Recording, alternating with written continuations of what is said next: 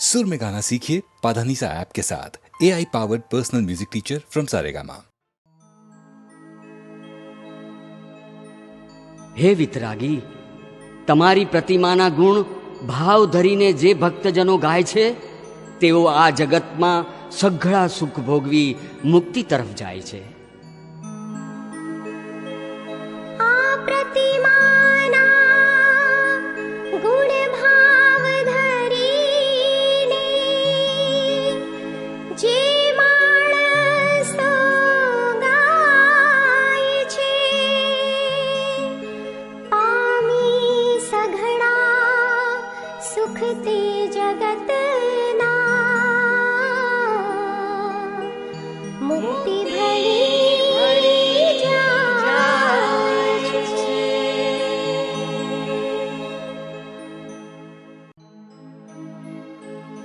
આબુ એ અષ્ટાપદ ગિરનાર શ્રી સમેત શિખરજી અને શેત્રુંજય સમ છે. 5 તીરથ એ ઉત્તમ સ્થાન છે. જેઓ આ 5 તીરથોના દર્શન કરે તેને હું પ્રણામ કરું છું, તેને હું પ્રણામ કરું છું. પંચોય તીરથ ઉત્તમ ઠામ, સિદ્ધ ગયા તેને કરું પ્રણામ.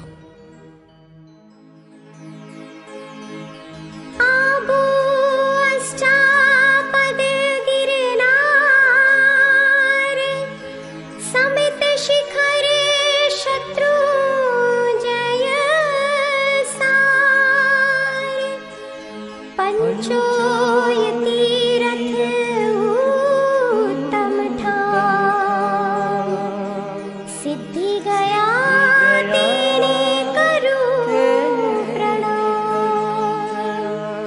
सिद्धि गया तेने करूं प्रणाम.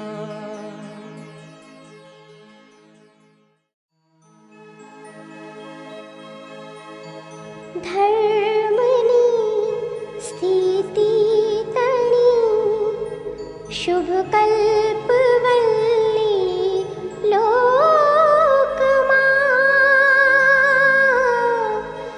रोपी हती पूर्वे जेणे विश्व के राचोकमा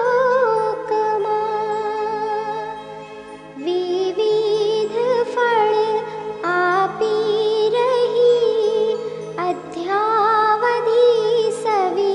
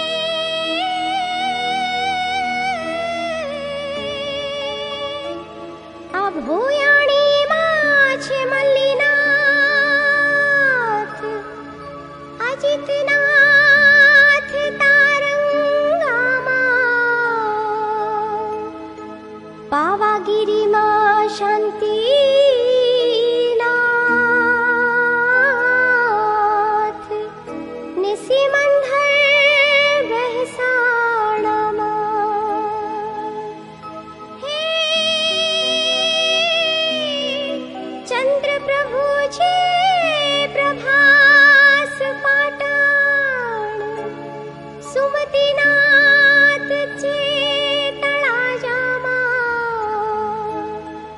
महुडीमा छे पद्म प्रभु ने अजितनाथ छे महुआमा।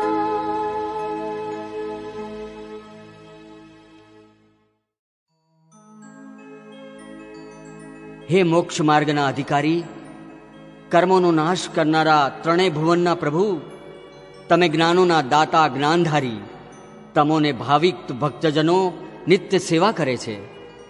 ભક્તિ ભાવે જેઓ નિત્ય ભજે છે જીન ભક્તિ, તેઓને સર્વ સંપત્તિ આપે છે જીન ભક્તિ, સંપત્તિ આપે છે જીન ભક્તિ.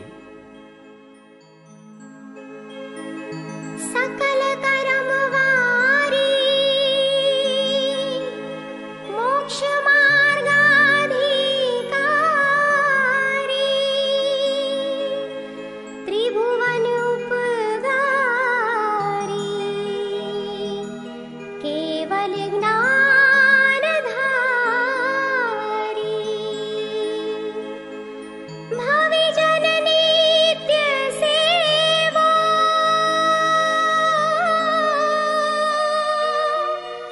देव ए भक्ति भावे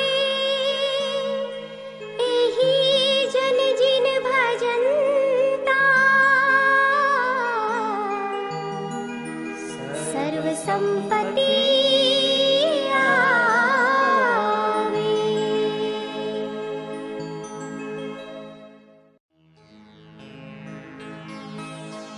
माकार्षितु कोऽपि पापानि मायभूत कोऽपि दुःखितः मुच्यते जगत्तेषां मति मैत्री निगद्यते मति मैत्री निगद्यते।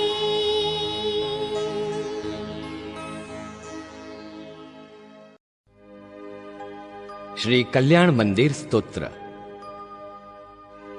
શ્રી સિદ્ધસેન દિવાકર સુરીએ આ સ્તોત્રની રચના કરી છે. શ્રી પાર્શ્વનાથ પરમાત્માની સ્તુતિ આ સ્તોત્રમાં કરવામાં આવી છે. પ્રસ્તુત સ્તોત્રની રચના અલંકારબદ્ધ છે, શૈલી ચમત્કારિક છે. આ સ્તોત્રની રચનાને અંગે આ પ્રમાણે પ્રવાદ છે. એક અવસરે સુરીજી મહાકાલના મંદિરમાં રહ્યા હતા. પૂજારીએ સુરીજીને ઉઠાડી મૂકવા રાજા વિક્રમની સામે ફરિયાદ કરી. વિક્રમ રાજા ત્યાં આવ્યો. વિક્રમ રાજાને સમ્યક ધર્મના માર્ગે લાવવાને સારું સુરીજીએ તે અવસરે અમુક નિમિત્તને પામીને પોતાની કવિક શક્તિથી આ સ્તોત્રની રચના કરી છે.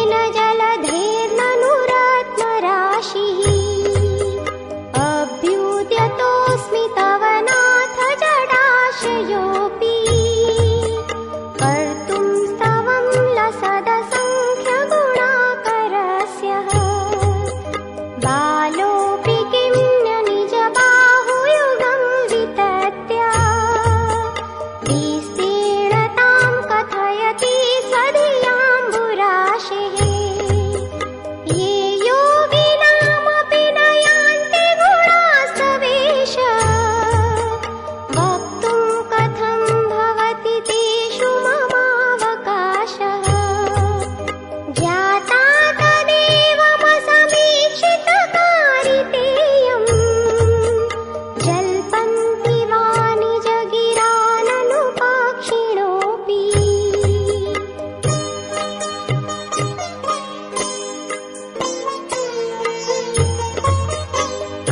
आस्तामचिन्त्य महिमाजिनसंस्तवस्ते नामापि पाति भवतो जगन्ति तीव्रातपोपहत पान्थजनान्निदाघे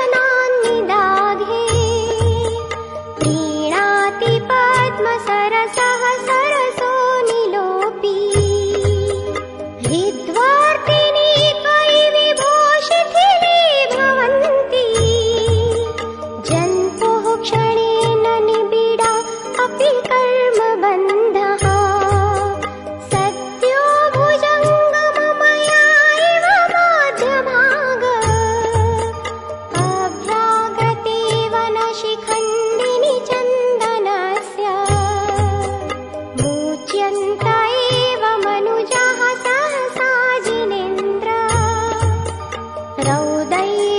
रौदैरुपद्रवशतैः स्वैवीक्षितेऽपि गोसा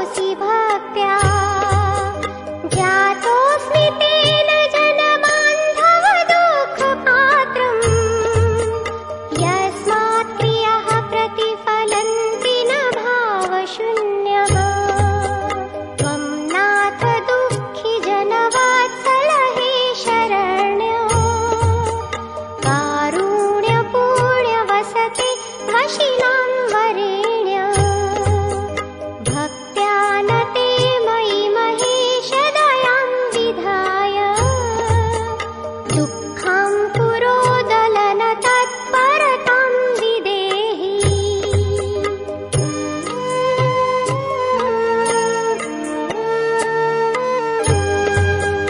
निसंख्यसार शरणं शरणं शरणम् आसाद्य सादितरिपु प्रथितावदातम् त्वत्पादपङ्कजमपि प्रणिधानवन्द्यो वद्योऽस्मि चेत् भुवनपावनः हतोऽस्मि देवेन्द्रवन्द्यविदिताखिलवस्तुसार संसारतारकविभो भुवनाधिनाथ त्रायस्य देव करुणा हृदमां पुनीः सीदन्तमद्यभयद व्यसनाम्बुराशिः यद्यस्ति नाथ भवदं त्रिसरोरुहाणाम् भक्तिः फलं किमपि सन्तति सञ्चितायः तन्मे त्वदेकशरणस्य शरण्यभूयः स्वामी त्वमेव भुवनेत्र भवान्तरेऽपि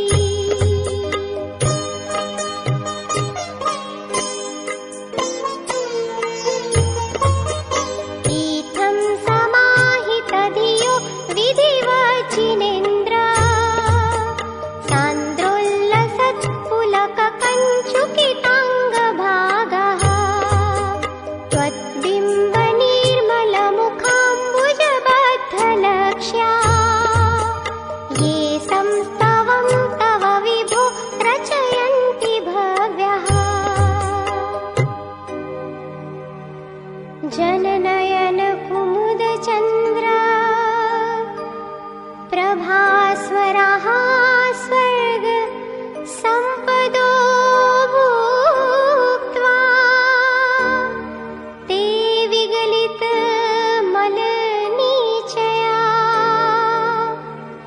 अचिरान् मोक्षं प्रपद्यन्ते।